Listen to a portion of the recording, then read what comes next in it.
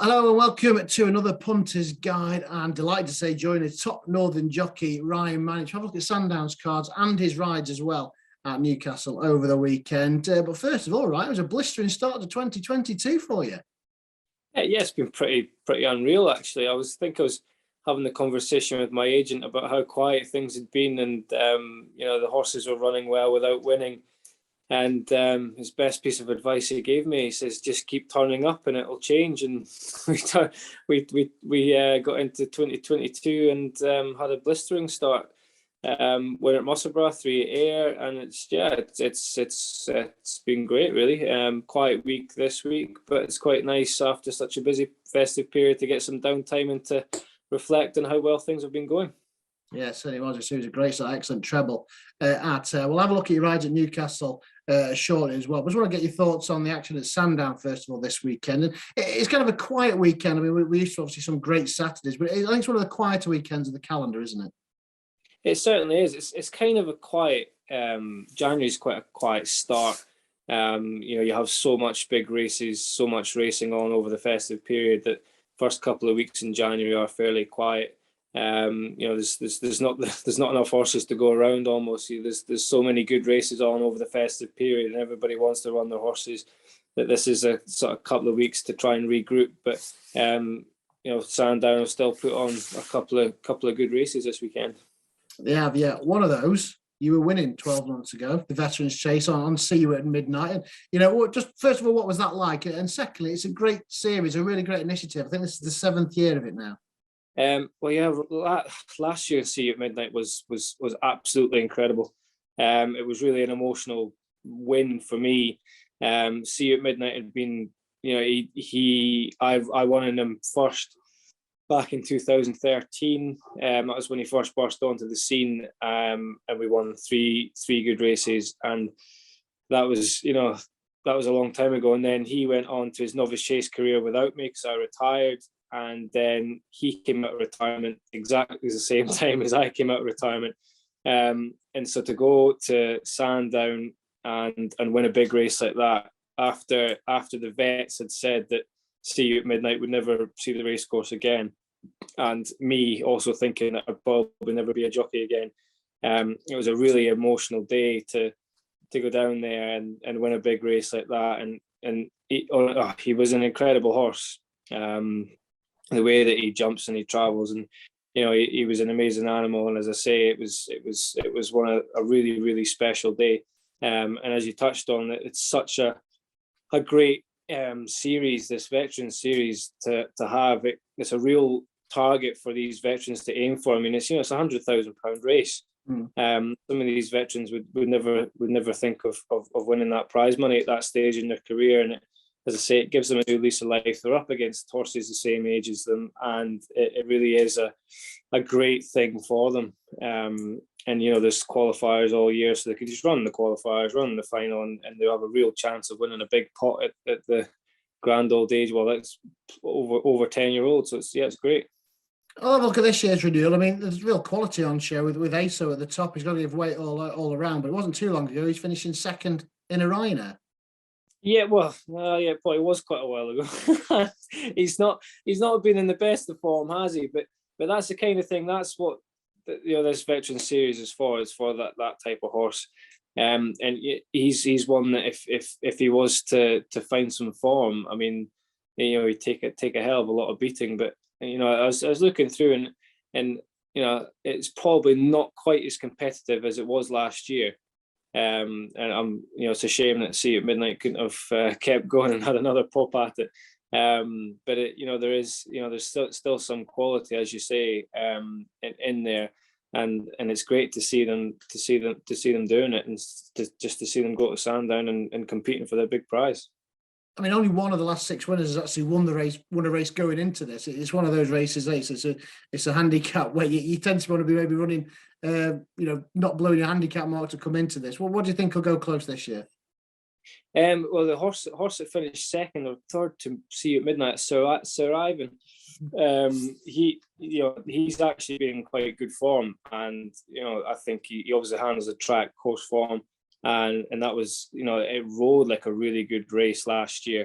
for all their veterans, their quality veterans, and I think he'll take all the beating. Yes, so I think for Harry Fryman, in decent form. The Tolworth as well, the other end of the spectrum, really, from the veterans, is these young hurdlers just getting going. Nick Ensign's managed to find a race for one of his in Constitution Hill. He burst onto the scene over track and trip a few weeks ago, 5 weeks ago. I mean, is it the rest all playing for places already? I think they are. I've been looking at the form of the others, and whilst there's a few winners in there, and horses that are definitely going to look good for the future, some real nice horses.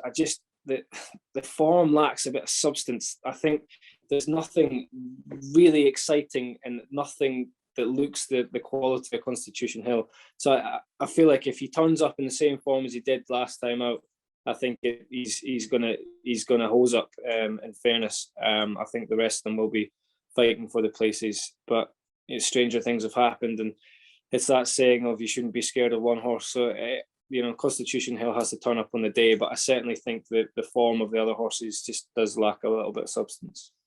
Let's move north and talk about your rides at Newcastle. A book of 4. Hopefully you'll be on Saturday. We'll start with Burrows Diamond, and I'll be nice. I know you're Sue and Harvey's. You ride for them. Burrows Diamond. Only the 3 rivals in this Mayor's Handicap Chase. Yeah, it's Burrows Diamond's a horse that I really liked tail end of last year. It may be that she is a spring horse. She needs spring ground, but we're lucky that Newcastle's looking like being good to soft, so the ground should be fine. I feel like this is an opportunity for her to get her head in front over fences. I do genuinely think she is a 130 horse, and she's down to a decent mark now, having had a few bad runs, but she's had her excuses, be it too short a trip or too soft a ground, and she's in good form at home. So I really expect it to go very close, if not win. The only question mark is if she stays at 2.5 miles, and I think she will, but that'll be the only thing that we're stepping into the unknown slightly, because last year over hurdle she didn't quite get the trip, whereas over fences this year she's another year stronger. I'm hoping that she will. Interesting then. And then a little later on, 123 in this 3-mile handicap chase. You put your unbeaten record online on Donna's Delight. You're 2 from 2 on board this one. We've not seen her for a while. Yeah, he's a real nice chaser, and it was a real sad day. He unfortunately he broke down in both front legs, and it was nothing really serious. He was never even lame, but he just got 2 tendon strains, and it was a real shame, because he was actually a national type. We think he would have won an Eider. We think he could have gone on to have done some real great things, and unfortunately he got injured, and the owner did think about retiring him, but he was still quite young, so he thought he'd give him another go. He's in good form at home. He's not been hard on him. He probably will need to run. So I feel like my unbeaten record will have diminished after Saturday, but we're hoping. We just want to get him to the race course, get him a good run round, and just see if he still enjoys it, and all being well, he comes back safe and sound. Yeah, well, fingers crossed. That's the main objective. 308, another one for David Armstrong and Lee Westwood. Jumping in on this one as well. Shaka the King, who had a promising stable debut at Exham last month. And interesting, the owners also got one with Chris Grant at the top of the weights. Yeah, Shaka the King ran really well last time. It was first run for a long time. He jumped well, he travelled well. To be honest, I rode him to win the race rather than to save him and have him run well, because, as I say, he just got tired. Hexham takes a bit of getting. It was soft ground, and he hit the hill and got tired. So he'll have stripped fitter for that, and I expect him to go close. Really looking forward to him. And as I say, I enjoyed him the last day, so hopefully for a big run. And then the lucky last, hopefully sign off with a winner though. Goast Dancer, is this to get a bit more experience into him? Yeah, he's been ever so slightly disappointing. He ran well in a bumper last season, and I thought he's a nice young horse, but he's not without his problems. He's not been easy to train, and it's more, he's not really been finishing his races. So it's more of an educational thing for us. We're just still trying to find out the best trip from the best ground. And yeah, I think he'll be nice horse for the future. But as I say, we're still learning about him, and he could do with finishing his races off a little bit better than he has been. I think I know the answer to this one, but what will be your best chance for winning on Saturday? Burrows Diamond. But equally, Burrows Diamond and Shaka the King they're equally as good a chance as each other in all fairness. So yeah, look, two nice rides to look forward to. And just moving away from that, but looking at the Northern racing scene, I mean, it's really strong at the minute. Obviously, soon Harvey Smith are you with now, Sandy Thompson as well, who you ride for us. I've got plenty of nice ammunition. Donna McCain, Brian Hughes back on the scene, and some big targets upcoming. You mentioned the Ida a little earlier. We've got that not too far away, and a big meeting at Kelso as well on the horizon. Yeah, look, plenty going forward, plenty to look forward to. I'm in a lucky position to have a lot of nice horses to look forward to riding. Empire Steel that fell when going to possibly win the Royal America. He's still hurt. It hurts a little bit. I'm not sure where he's heading, but he'll be heading for a big pot somewhere. Midnight Shadow goes for the Sky Bet Chase. He's stepping up in trip. He's an exciting one going forward. We're going to find out if he stays to see where he goes next. And as you say, like it's exciting for us in the north to have Brian Hughes riding so many winners. And I even think if he got injured now, he'd still probably win. He's that far in front. He's doing so well. And Donald McCain, I don't know what he's done to his horses this year, but he's flying and he's maintaining it. I know that in the past he could fly for a bit and then go off form, but I mean he's just maintaining it all season so far.